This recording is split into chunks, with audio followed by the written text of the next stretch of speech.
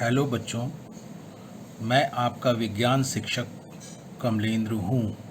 आज हम लोग कक्षा 9 विज्ञान के अध्याय 1 हमारे आसपास के पदार्थ के अभ्यास प्रश्नों को हल करने का प्रयास करेंगे। अभ्यास प्रश्न आपकी किताब में पेज 13 पर दिए गए हैं। जैसा कि आप देख रहे हैं, अभ्यास प्रश्नों में प्रश्न संख्या 1 के अंतर्गत दिया गया है कि निम्नलिखित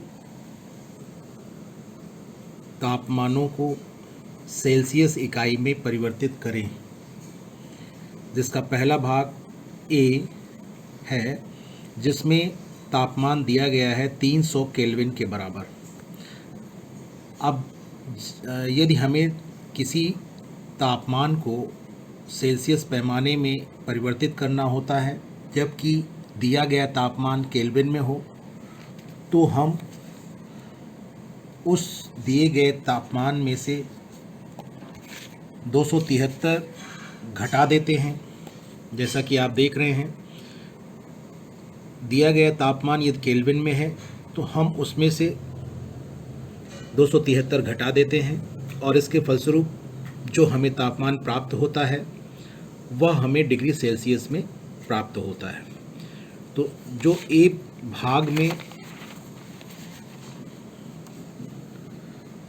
तापमान दिया गया है 300 केल्विन, यदि हम उसमें से 273 घटाते हैं, जैसा कि यहाँ पर आपके सामने दिखाया गया है, तो हमें 27 प्राप्त होता है। और इस प्रकार यह जो 27 प्राप्त हुआ है वह केल्विन पैमाने को सेंटीग्रेड पैमाने में परिवर्तन के पश्चात प्राप्त तापमान है और यह तापमान सेंटीग्रेड में है। इसी प्रकार हम किसी भी दिए हुए तापमान को जो कि केल्विन में हो, हम उसमें से 273 घटाकर उसे सेल्सियस पैमाने में परिवर्तित कर सकते हैं। अब जैसा कि आप देख रहे हैं, प्रश्न 1 का जो बी पार्ट है उसमें जो तापमान दिया गया है वह 573 केल्विन है। अब हम 573 केल्विन में से 273 को घटाते हैं और इस प्रकार हमें 300 प्राप्त होता है और यह तापमान डिग्री सेल्सियस में होगा, यह आपको ध्यान रखना है। इस प्रकार 573 केल्विन को हम 300 डिग्री सेंटीग्रेड लिख सकते हैं। इस प्रकार हमने पहले प्रश्न को सेल्सियस पैमाने में परिवर्तित किया। इसके पश्चात आप देख रहे हैं कि प्रश्न संख्या 2 में दिया गया है कि निम्नलिखित तापमानों को केल्विन इकाई में परिवर्तित करें। और आप देख रहे हैं ए पार्ट और बी पार्ट दोनों में जो तापमान दिए गए हैं वे डिग्री सेल्सियस में दिए गए हैं। यदि हम डिग्री सेल्सियस में दिए गए तापमान को केल्विन में परिवर्तित करना चाहते हैं तो हमें 273 जोड़ना होता है, जिसे मैंने यहाँ पर दिखाया है। आप देख रहे होंगे सेल्सियस में पैमाना जो भी दिया गया है, माप जो भी दी गई है, उसे आप लिखेंगे और उसमें 273 जोड़ेंगे। इसके पश्चात जो भी संख्या आपको प्राप्त होती है तापमान के रूप में, या ताप का जो संख्यात्मक मान आपको प्राप्त होता है उसे आप लिखेंगे और उसके आगे केल्विन लिख देंगे। इस प्रकार डिग्री सेल्सियस में दिया गया तापमान केल्विन में या केल्विन पैमाने में परिवर्तित हो जाएगा। तो आप देख रहे हैं कि प्रश्न संख्या 2 में जो पहला पार्ट है ए, उसमें 25 डिग्री सेंटीग्रेड को हमें केल्विन इकाई में परिवर्तित करना है, जिसे मैंने यहाँ पर दिखाया है कि 25 डिग्री सेंटीग्रेड आप लिखेंगे और ब्रैकेट में 25 धन 273, क्योंकि हमें 273 इसमें जोड़ना होता है, तो यहाँ पर हम 273 जोड़ते हैं, इसे ब्रैकेट में लिखते हैं, फिर केल्विन लिख देते हैं। इस प्रकार ये केल्विन में परिवर्तित हो गया। बस हमें अब ये करना है कि 25 और 273 को जोड़ लेना है। जब हम जोड़ते हैं तो यह 298 के केल्विन के बराबर हमें प्राप्त होता है। इस प्रकार 25 डिग्री सेंटीग्रेड को हम केल्विन पैमाने में 298 केल्विन के रूप में प्राप्त कर लेते हैं। इसके पश्चात जो बी पार्ट है प्रश्न संख्या 2 का, उसमें जो ताप दिया गया है वो 373 डिग्री सेंटीग्रेड है। इसे जब हम केल्विन पैमाने में परिवर्तित करते हैं तो हम इसमें भी 273 जोड़ते हैं, जैसा कि आप यहाँ पर देख रहे हैं। ब्रैकेट में 373 धन 273 लिखा गया है, और इसे जब जोड़ेंगे तो यह 646 के बराबर होता है, और ये पैमाना आपका यहाँ पर केल्विन हो जाता है। तो इस प्रकार हम 373 डिग्री सेंटीग्रेड को जब केल्विन में परिवर्तित करते हैं तो हमें यह ध्यान रखना है कि हम उसमें 273 जोड़ते हैं, और इस प्रकार हमें 646 केल्विन प्राप्त होता है। तो इस प्रकार प्रश्न संख्या 1 और प्रश्न संख्या 2 के हल को हमने समझने का प्रयास किया है। अब इसके पश्चात यदि आप प्रश्न संख्या 3 को देखें, जिसमें दिया गया है कि निम्नलिखित अवलोकनों हेतु कारण लिखें, जिसमें पहला पार्ट है ए, और इसके अंतर्गत दिया गया है नैप्थलीन को रखा रहने देने पर यह समय के साथ कुछ भी ठोस पदार्थ छोड़े बिना अदृश्य हो जाती है। तो यहाँ पर हमें जो कारण लिखना है वह यह लिखना है कि नैप्थलीन एक ऊर्ध्वपातज पदार्थ है। ऊर्ध्वपातज पदार्थों के बारे में आपने पहले पढ़ा है इस पाठ में। इसमें यह होता है कि कुछ पदार्थ ऐसे होते हैं जो गर्म करने पर ठोस अवस्था से सीधे गैसीय अवस्था में परिवर्तित हो जाते हैं, और ऐसे पदार्थों को हम ऊर्ध्वपातज कहते हैं, और यह क्रिया ऊर्ध्वपातन कहलाती है। इस क्रिया में जो ठोस पदार्थ होता है वह बिना द्रव में परिवर्तित हुए सीधे गैसीय अवस्था में परिवर्तित हो जाता है। यहाँ पर नैप्थलीन भी एक ऊर्ध्वपातज पदार्थ है जो सामान्य ताप पर धीरे धीरे करके वाष्प में बदलता रहता है, और इस कारण कुछ समय बीतने के पश्चात नैप्थलीन जो कि ठोस के रूप में हमें दिखाई देता है, वह धीरे धीरे करके गैसीय अवस्था में ऊर्ध्वपातन की क्रिया के द्वारा परिवर्तित हो जाता है, और वह द्रव में परिवर्तित नहीं होता है। इस कारण वह हमें अदृश्य हो जाता है और हमें दिखाई नहीं पड़ता है। तो अब आप समझ गए होंगे कि जो ठोस नैप्थलीन रखा रहता है वह धीरे धीरे ऊर्ध्वपातन की क्रिया के द्वारा गैसीय अवस्था में परिवर्तित, सीधे गैसीय अवस्था में परिवर्तित होने के कारण अदृश्य हो जाता है, और यही कारण है कि वह कुछ समय पश्चात हमें दिखाई नहीं पड़ता है। अब प्रश्न संख्या 3 कि बी पार्ट को यदि हम देखें तो उसमें दिया गया है हमें इत्र की गंध बहुत दूर बैठे हुए भी पहुंच जाती है।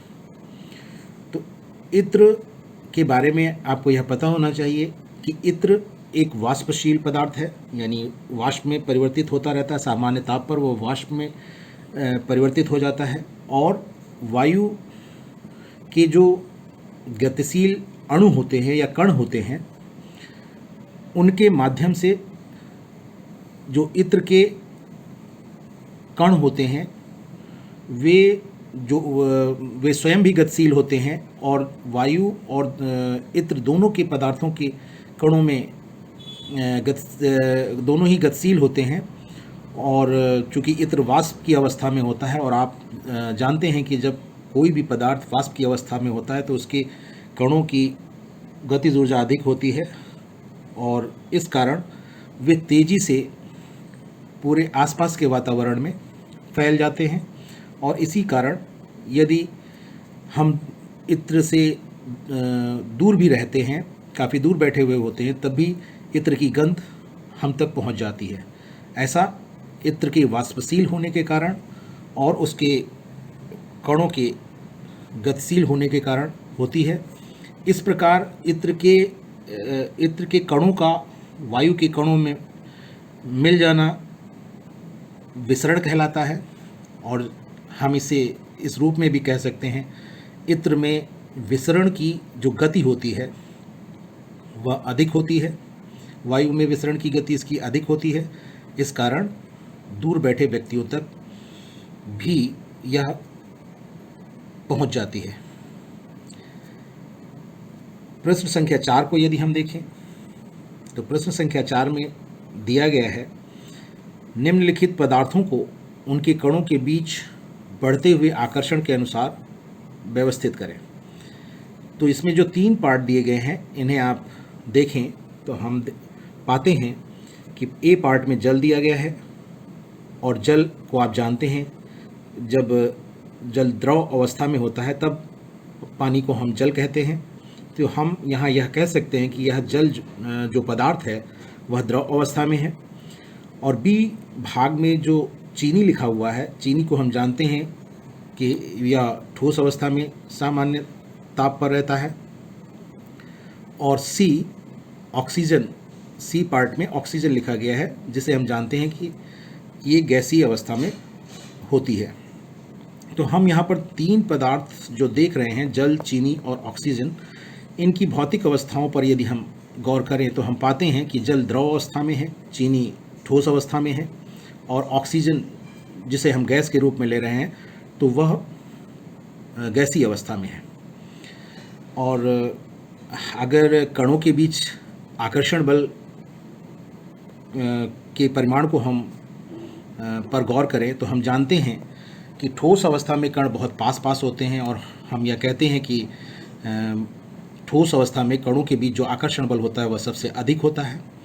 और उसके पश्चात उसके पश्चात द्रव अवस्था में जो कण होते हैं उनके बीच जो आकर्षण बल होता है वह ठोस अवस्था की अपेक्षा कम होता है। परंतु हम यह जानते हैं कि जो गैसीय अवस्था होती है उसमें जो कणों के बीच आकर्षण बल होता है वह सबसे कम होता है शेष दोनों अवस्थाओं की अपेक्षा, अर्थात ठोस और द्रव अवस्था की अपेक्षा। गैसीय अवस्था में जो कण होते हैं उनके कणों के बीच आकर्षण बल ठोस और द्रव दोनों अवस्थाओं में जो कणों के बीच आकर्षण बल होता है उससे कम होता है। अर्थात सबसे अधिक आकर्षण बल ठोस अवस्था में होता है, उसके पश्चात आकर्षण बल, कणों के बीच आकर्षण बल द्रव अवस्था में होता है जो कि ठोस से कम होता है परंतु गैसीय अवस्था से अधिक होता है।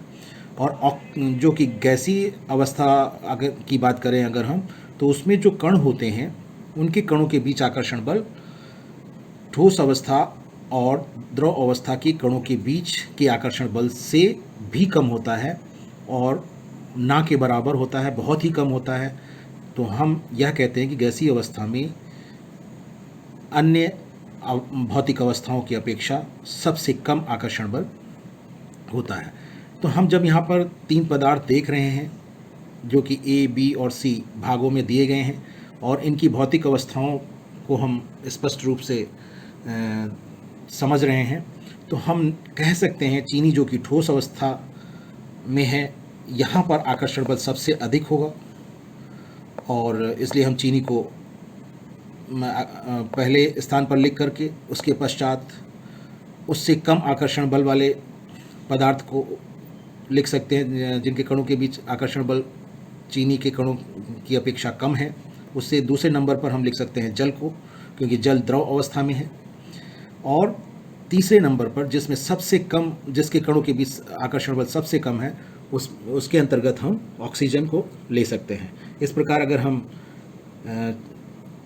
चीनी के कणों के बीच बढ़ते हुए आकर्षण बल के क्रम में अगर हम लिखेंगे तो चूँकि सबसे कम आकर्षण बल ऑक्सीजन के कणों के बीच है, इसलिए ऑक्सीजन को पहले लिखेंगे, दूसरे नंबर पर हम जल को लिखेंगे, और तीसरे नंबर पर हम चीनी को लिखेंगे, क्योंकि चीनी में सबसे अधिक आकर्षण बल है, इसलिए चीनी को हम सबसे बाद में लिखेंगे।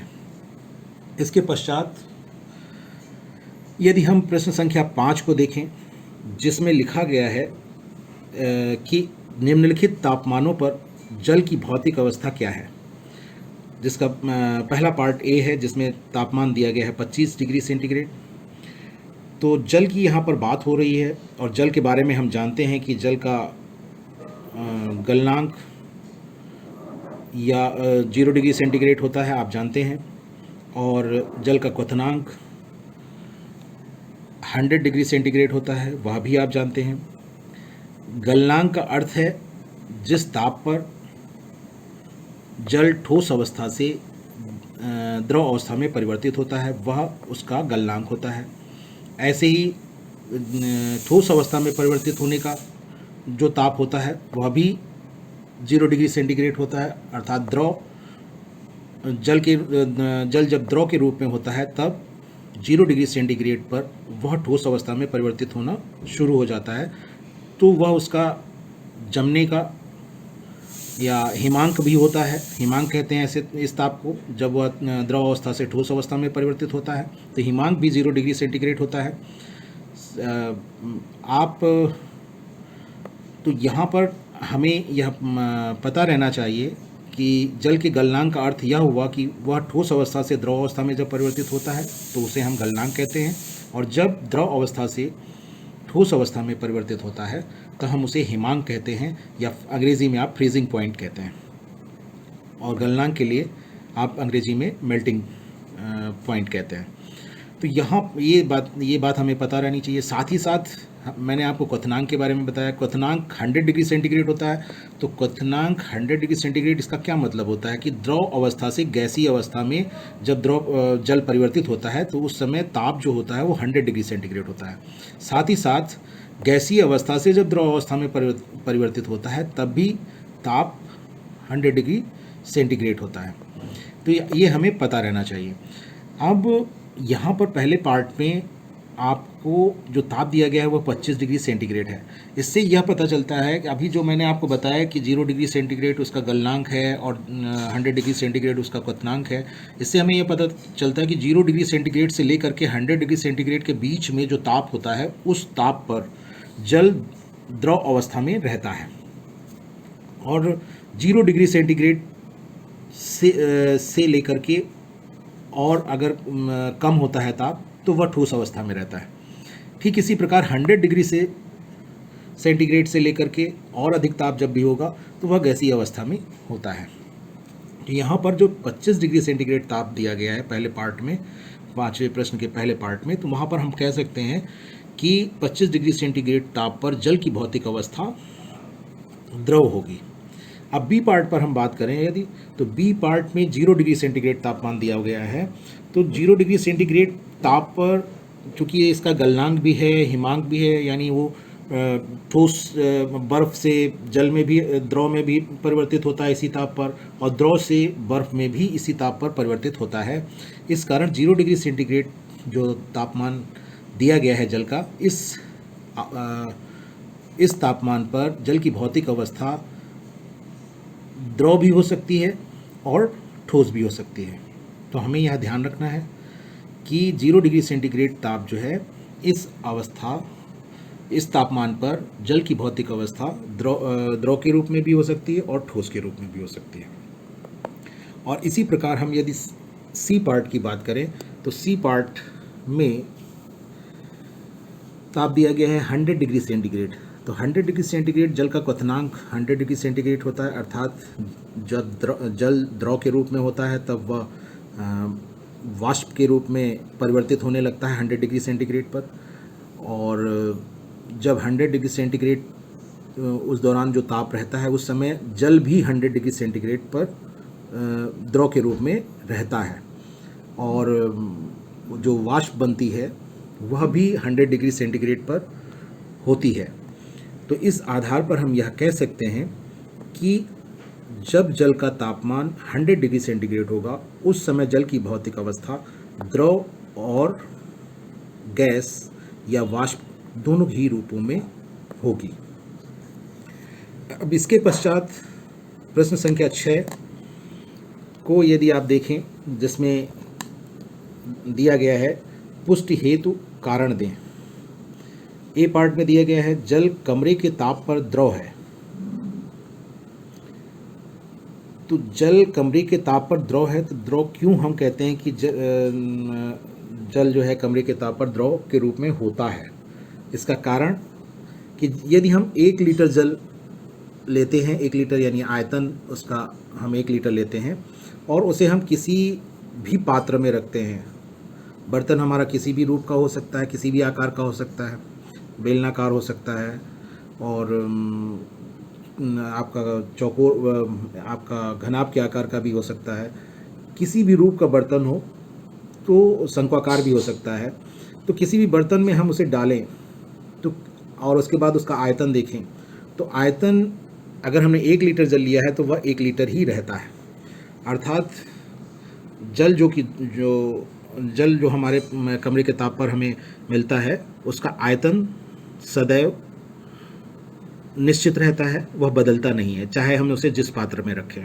साथ ही साथ यदि हम आकार की बात करें, जो जल हम लेते हैं पदार्थ के रूप में, हमें जल कमरे के ताप पर मिलता है, उसे यदि हम विभिन्न आकार के बर्तनों में डालते हैं तो हम पाते हैं कि जल जिस बर्तन में रखा जाता है उसी का आकार ग्रहण कर लेता है, अर्थात उसका आकार निश्चित नहीं होता है।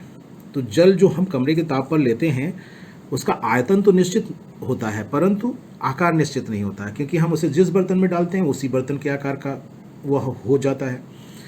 तो हमने ये पाया कि जल की अगर हम 2 गुणों की बात करें, उसके आकार और आयतन की बात करें, तो आकार अनिश्चित होता है और आयतन निश्चित होता है। इसके अतिरिक्त जो कमरे के ताप पर दिया गया जल होता है उसके अंदर एक और गुण पाया जाता है जिसे हम तरलता कहते हैं। हम एक बर्तन से दूसरे बर्तन में डालते हैं तो वो बहने लगता है, या यदि हम उसे फर्श पर डाल दें तो वह भी फर्श पर भी बहने लगता है, और इसी गुण को हम तरलता कहते हैं। किसी पदार्थ के बहने के गुण को हम तरलता कहते हैं। तो जो जल कमरे के ताप पर होता है उसके अंदर तरलता का भी गुण पाया जाता है, अर्थात बहने का भी गुण पाया जाता है। इसलिए हम कह सकते हैं कि जो जल कमरे के ताप पर होता है उसके अंदर 3 गुणों की यदि हम बात करें, एक आकार की तो आकार अनिश्चित होता है, आयतन की बात करें तो आयतन निश्चित होता है, आकार अनिश्चित होता है, आयतन निश्चित होता है, और साथ ही साथ उसमें तरलता का भी गुण पाया जाता है। यदि हम भौतिक अवस्थाओं के गुणों से तुलना करें तो हम पाते हैं कि ये इस प्रकार के गुण पदार्थ की जो भौतिक अवस्था होती है जिसे हम द्रव कहते हैं उसी में ये इस तरह के गुण पाए जाते हैं। इसीलिए हम कमरे के ताप पर जल को कहते हैं कि वह द्रव अवस्था में है या द्रव है। अब आप समझ गए होंगे कि कमरे के ताप पर हम जल को द्रव क्यों कहते हैं। इसी प्रकार यदि हम प्रश्न संख्या 6 के बी पार्ट की बात करें तो उसमें दिया गया है कि लोहे की अलमारी कमरे के ताप पर ठोस है। तो यदि हम लोहे की अलमारी की बात करें जो कि जिसे हम एक पदार्थ के रूप में या ले सकते हैं, वो लोहे का बना हुआ होता है, उसे हम पदार्थ के रूप में ले सकते हैं। तो इस पदार्थ के बारे में यदि हम थोड़ा सा जानने का प्रयास करें तो हम पाएंगे कि लोहे की अलमारी का आकार निश्चित होता है, चाहे हम जिस कमरे में उसको रखें, चाहे जहाँ ले जाएं, वह जिस आकार की रहती है उसी आकार की रहती है, ना छोटी होती है ना बड़ी होती है, ना अपना आकार बदलती है। तो हम कहते हैं कि लोहे की अलमारी का आकार निश्चित है। साथ ही साथ लोहे की अलमारी जितनी जगह घेर रही होती है, अर्थात उसका जो आयतन होता है वह आयतन भी निश्चित होता है, वह कम ज़्यादा नहीं होता है, अर्थात आयतन में भी उसके परिवर्तन नहीं होता है। जितनी जगह वह पहले घेर रही थी उतनी जगह हमेशा घेरती रहती है। तो इसलिए हम कह सकते हैं कि लोहे की अलमारी जो होती है वह इस प्रकार की होती है कि उसका आकार और आयतन दोनों निश्चित होते हैं। साथ ही साथ हम एक गुण इसके अंदर और पाते हैं जिसे हम कहते हैं दृढ़ता।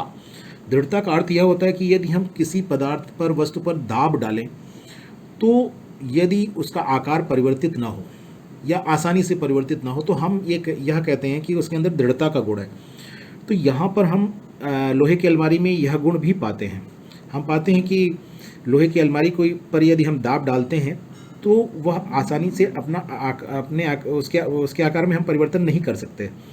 तो इस आधार पर हम कह सकते हैं कि लोहे की अलमारी दृढ़ होती है।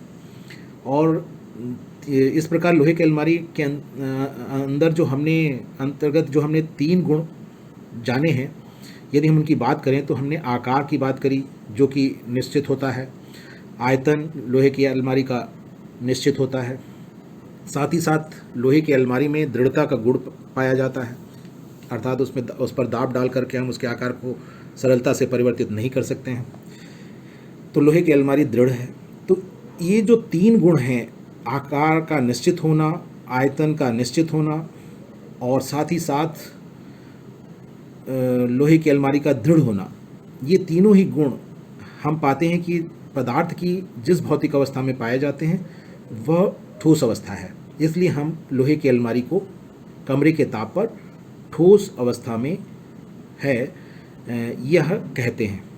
तो अब आप यह समझ गए होंगे कि हम लोहे की अलमारी को ठोस क्यों कहते हैं, साथ ही साथ जल को हम द्रव क्यों कहते हैं, जबकि ये दोनों ही कमरे के ताप पर हों तब। प्रश्न संख्या 7 में आप देख रहे हैं, लिखा है 273 केल्विन पर बर्फ़ को ठंडा करने पर तथा जल को इसी तापमान पर ठंडा करने पर शीतलता का प्रभाव अधिक क्यों होता है।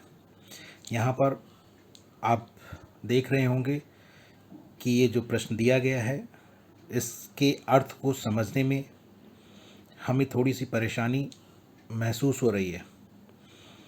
इससे हम उतना स्पष्ट अर्थ नहीं निकाल पा रहे हैं।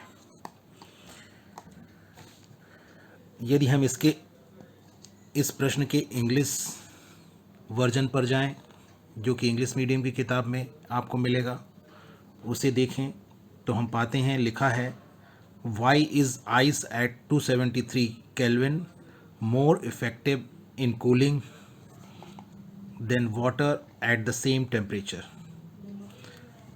अर्थात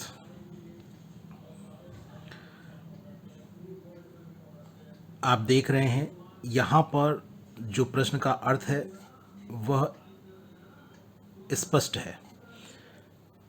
जैसा कि आप देख रहे हैं, why is ice at 273 kelvin more effective in cooling, अर्थात 0 डिग्री सेंटीग्रेड या 273 केल्विन पर जो बर्फ़ होती है वह शीतलता प्रदान करने में अधिक प्रभावी होती है किसकी अपेक्षा, जबकि जल इसी तापमान पर होता है, अर्थात 0 डिग्री सेंटीग्रेड या 273 केल्विन पर होता है तब।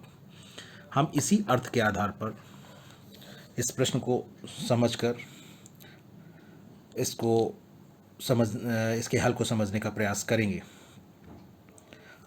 जहाँ तक इसमें 2 पदार्थ दिए गए हैं, आप देख रहे हैं कि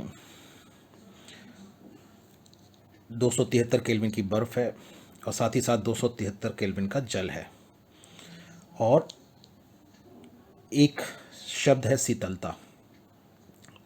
तो यदि हम शीतलता की बात करें और शीतलता को समझने का प्रयास करें तो हम जानते हैं कि शीतलता एक ऐसा गुण है जो शीतल करने वाला गुण है या ठंडा करने वाला गुण है, उसी को हम शीतलता कहते हैं। और इससे हमें यह पता चलता है कि कोई भी पदार्थ यदि ऐसा हो जो ऊर्जा लेने की स्थिति में हो, अर्थात किसी अन्य पदार्थ से ऊर्जा लेने की स्थिति में हो, तो हम कहेंगे कि उसके अंदर शीतलता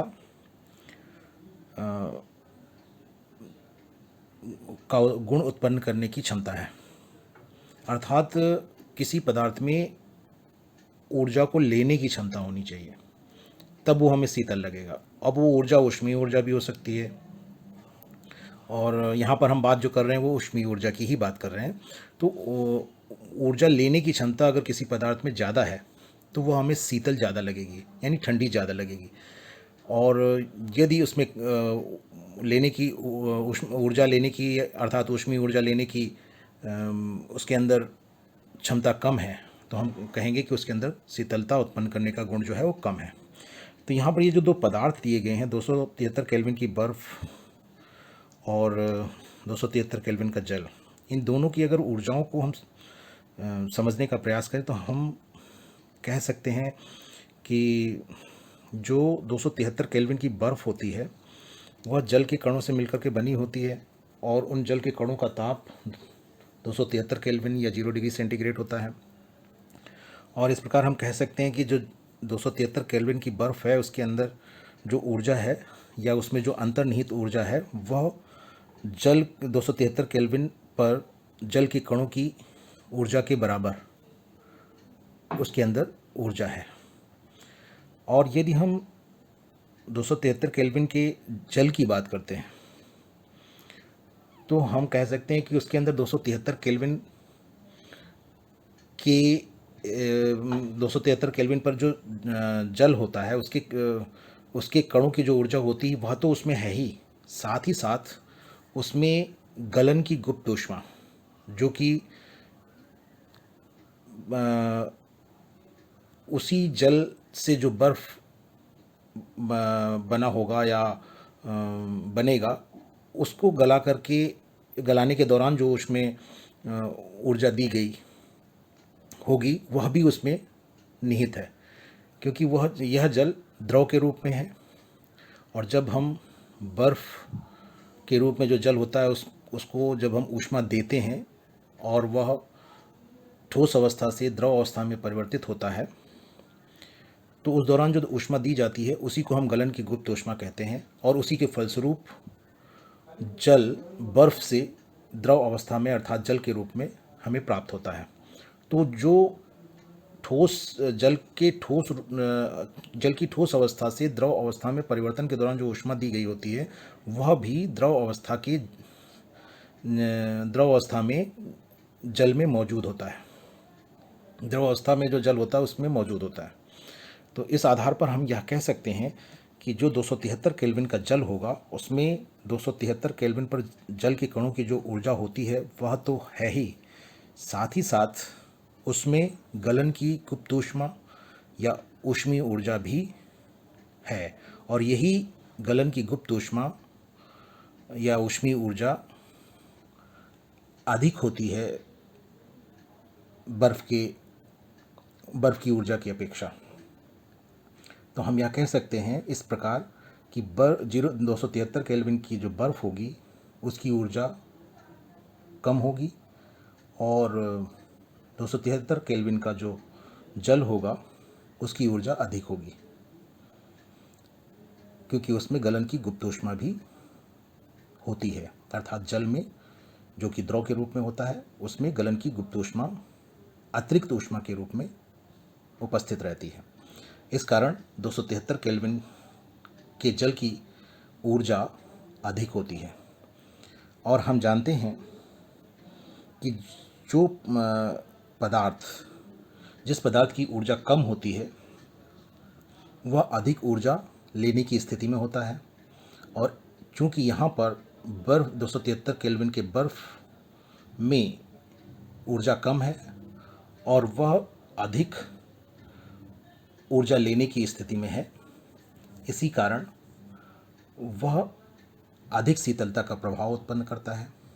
जबकि 273 केल्विन का जल जिसके अंदर बर्फ़ की अपेक्षा, जो 273 केल्विन के बर्फ़ की अपेक्षा अधिक ऊर्जा है, वह कम ऊर्जा लेने की स्थिति में होने के कारण कम शीतलता का प्रभाव उत्पन्न करता है। तो इस प्रकार आप समझ गए होंगे कि 273 केल्विन की बर्फ़ अधिक शीतलता का प्रभाव क्यों उत्पन्न करती है उसी तापमान के जल की अपेक्षा। अब यदि हम प्रश्न संख्या 8 को देखें, जिसमें दिया है उबलते हुए जल अथवा भाप में से जलने की तीव्रता किस में अधिक महसूस होती है। तो यहाँ पर भी दो पदार्थ हैं, उबलता हुआ जल है और भाप है, और साथ साथ जलने की तीव्रता। तीन चीज़ें हैं जिस पर हमें गौर करने की ज़रूरत है। तो यदि हम जलने की तीव्रता की बात करें तो हमें जलने की तीव्रता तब अधिक महसूस होगी जब हमें अधिक ऊर्जा मिलेगी, अर्थात कोई अधिक ऊर्जा देने की स्थिति में, जो अधिक ऊर्जा देने की स्थिति में होगा उससे ही अधिक ऊर्जा मिलने की संभावना ज़्यादा होती है, और इस आधार पर उससे ही हमें जलने की तीव्रता अधिक महसूस होगी। और इस आधार पर हम यह कह सकते हैं कि हमें यहाँ पर यह देखने की ज़रूरत है कि उबलता हुआ जल और भाप में कौन अधिक ऊष्मा देने की या ऊष्मीय ऊर्जा देने की स्थिति में है, अर्थात ऊर्जा देने की स्थिति, अधिक ऊर्जा देने की स्थिति में कौन है।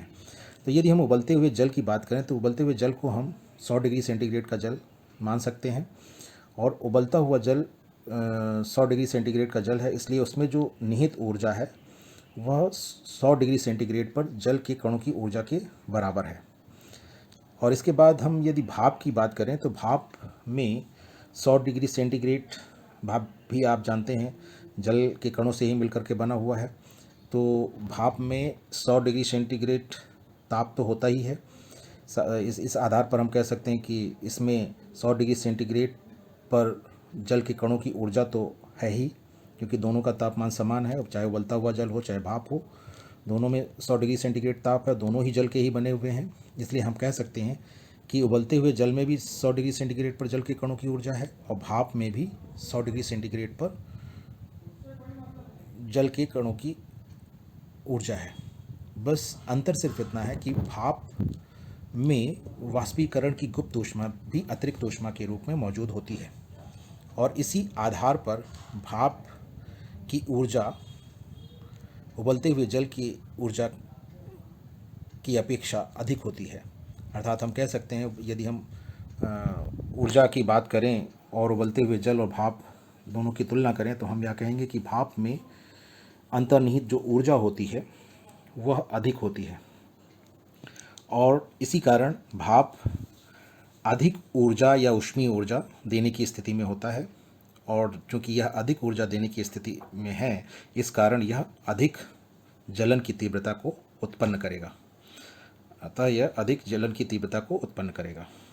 तो इस प्रकार हम कह सकते हैं कि उबलते हुए जल तथा भाप में से जो जलने की तीव्रता हमें अधिक महसूस होगी वह भाप से जलने पर अधिक महसूस होगी। यह आपको स्पष्ट हो गया होगा। अब यदि हम प्रश्न संख्या 9 की बात करें तो आप देख सकते हैं प्रश्न संख्या 9 में दिया गया है कि निम्नलिखित चित्र के लिए A, B, C, D, E तथा F की अवस्था परिवर्तन को नामांकित करें। और इसमें आप देख रहे हैं चित्र में दिया गया है ठोस लिखा हुआ है, यहाँ द्रव लिखा हुआ है, यहाँ गैस लिखा हुआ है, यहाँ पर ऊष्मा में वृद्धि तथा दाब में कमी लिखा हुआ है, यहाँ पर ऊष्मा में कमी तथा दाब में वृद्धि लिखा गया है, यहाँ पर तीर का निशान बना हुआ है उस पर ए लिखा गया है, और यहाँ पर तीर आप देख रहे हैं जो दाईं ओर से बाईं ओर जा रहा है उस पर ए लिखा हुआ है, और बाईं ओर से दाईं ओर यहाँ बाईं ओर से दाईं ओर जा रहा है तो ए लिखा हुआ है, और यहाँ पर दाईं ओर से बाईं ओर तीर का निशान है जहाँ पर डी लिखा हुआ है। और ऐसे ही आप देख रहे हैं बी, सी, एफ और ई ये लिखे हुए हैं, और हमें इनके लिए हमें यहाँ पर यही बताना है कि ए, बी, सी, डी और ई तथा एफ के स्थान पर हम क्या लिख सकते हैं। तो आप देख रहे हैं कि जब ठोस पदार्थ होता है और यहाँ पर ऊष्मा दी जा रही है, ऊष्मा में वृद्धि हो रही है, तो जब ऊष्मा दी जाएगी और ठोस अवस्था से सीधे यहाँ पर गैस अवस्था में परिवर्तन है और यहाँ पर ठोस अवस्था से द्रव अवस्था में परिवर्तन है, तो जब अगर ठोस पदार्थ को हम गर्म करते हैं और वह द्रव में बदलता है तो उस समय जो क्रिया होती है वह गलन कहलाती है या द्रवण कहलाती है। तो गलन की जो क्रिया होती है उसको यहाँ पर आप गलन लिख सकते हैं कि यहाँ पर क्रिया जो हो रही है वो गलन हो रही है, एक ही जगह पर आप गलन लिख सकते हैं। तो क्योंकि ठोस द्रव में बदल रहा है, ऊष्मा देने पे बदल रहा है, और आप ये जानते हैं ठोस अवस्था से द्रव अवस्था में बदलने की जो क्रिया कहलाती है वह गलन कहलाती है। इसके पश्चात द्रव से गैस में परिवर्तन हो रहा है जब हम ऊष्मा उसको दे रहे हैं। तो ऐसा करने पर ऐसा जब भी होता है तो आप जानते हैं कि हम उस क्रिया को वाष्पीकरण कहते हैं। इसलिए बी की जगह पर आप वाष्पीकरण लिख सकते हैं, बी की जगह पर आप वाष्पीकरण लिख सकते हैं। और इसके अतिरिक्त यदि आप गैसीय अवस्था से द्रव अवस्था में आते हैं और उस दौरान ऊष्मा में कमी होती है, यानी आप ठंडा कर रहे होते हैं, ऊष्मा में कमी का ठंडा का मतलब शीतल करने का मतलब है कि ऊष्मा में कमी होना। तो जब गैसीय अवस्था में पदार्थ गैसीय अवस्था से पदार्थ द्रव अवस्था में बदलता है तो उसे हम संघनन की क्रिया कहते हैं। और यहाँ पर आप सी की जगह संघनन लिख सकते हैं, कंडेंसेशन, संघनन लिख सकते हैं। ऐसे ही गलन के लिए मेल्टिंग होता है और वाष्पीकरण के लिए वेपोराइजेशन होता है। आप इंग्लिश में भी आपको नाम पता होने चाहिए, इसलिए यहाँ पर आप कंडेंसेशन लिख सकते हैं या संघनन लिख सकते हैं। गैस से द्रव अवस्था में परिवर्तन जब ठंडा कर रहे हैं, ऊष्मा में कमी हो रही है तब। और द्रव अवस्था से जब ठोस अवस्था में परिवर्तन होता है तब हम उसे कहते हैं जमना, यानी हिमायन, बर्फ बनना, या से उसको समझ सकते हैं। तो इसीलिए इसका नाम भी हिमीकरण या हिमायन भी कहीं कहीं लिखा रहता है। तो ये जो जमने की क्रिया है, वहाँ पर डी की जगह आप लिख सकते हैं जमने की क्रिया। द्रव अवस्था में जल होता है, जल से हम बर्फ के रूप में उसे प्राप्त करते हैं, तो हम हिम बनाते हैं, बर्फ बनाते हैं, इसलिए इसका नाम हिमीकरण या हिमायन, फ्रीजिंग आप कह सकते हैं। और इसे यहाँ पर फ्रीजिंग लिख सकते हैं, या जमना लिख सकते हैं, हिमीकरण लिख सकते हैं, हिमायन लिख सकते हैं, कुछ भी लिख सकते हैं इनमें से। और इसके अतिरिक्त आप देख रहे हैं 4 A B C D, इनके बारे में हमने जान लिया, गलन, वाष्पीकरण, संघनन और जमना या हिमीकरण, हिमायन। ठीक है। अब इसके बाद आप देख रहे हैं ठोस से सीधे गैस में परिवर्तन है, द्रव में बिना बदले, और ऊष्मा में वृद्धि हो रही है इस दौरान। तो ऐसी स्थिति में ई लिखा हुआ है, और इस क्रिया किसी भी ठोस पदार्थ का सीधे गैस की अवस्था में परिवर्तन ऊर्ध्वपातन कहलाता है। आप पता है, आप जानते हैं, आप पढ़ चुके हैं इससे पहले, जिसे अंग्रेजी में सब्लिमेशन कहते हैं। तो ई की जगह पे आप ऊर्ध्वपातन लिख सकते हैं। ठोस पदार्थ का सीधे गैसीय अवस्था में परिवर्तित होना बिना द्रव अवस्था में बदले, तो इसे हम ऊर्ध्वपातन कहते हैं। इसके अतिरिक्त गैसीय अवस्था से सीधे ठोस अवस्था में परिवर्तन, गैसीय अवस्था से सीधे ठोस अवस्था में परिवर्तन क्या हुआ? गैसीय अवस्था से ठोस अवस्था में परिवर्तन होने पर क्या हुआ, आप देख रहे हैं। उस क्रिया के लिए यहाँ पर F लिखा हुआ है बॉक्स में। इसकी जगह आप क्या लिख सकते हैं? इसकी जगह हम निक्षेपण लिख सकते हैं। गैस से सीधे ठोस में बदल जाना निक्षेपण कहलाता है, अंग्रेजी में डिपोजिशन कहते हैं। तो इस तरह से आपने देखा, ए के लिए गलन यानी मेल्टिंग, बी के लिए वाष्पीकरण अर्थात वेपोराइजेशन, सी के लिए संघनन या कंडेंसेशन, और डी के लिए जमना, हिमीकरण, हिमायन या फ्रीजिंग आप लिख सकते हैं। ई के लिए ऊर्ध्वपातन, सब्लिमेशन आप लिख सकते हैं, और एफ की जगह पर आप लिख सकते हैं निक्षेपण या डिपोजिशन आप लिख सकते हैं। इस प्रकार इसे आपने समझ लिया होगा, और इस प्रकार अध्याय 1 हमारे आसपास के पदार्थ से संबंधित जो आपके अभ्यास प्रश्न थे, उनके प्रश्नों के हल को आपने समझा होगा और समझने का प्रयास किया होगा। यदि आप इसमें सफल हुए तो मुझे बताइएगा, और यदि कहीं पर भी समझने में कोई कठिनाई आती है तो आप मुझे अवश्य सूचित करेंगे। धन्यवाद।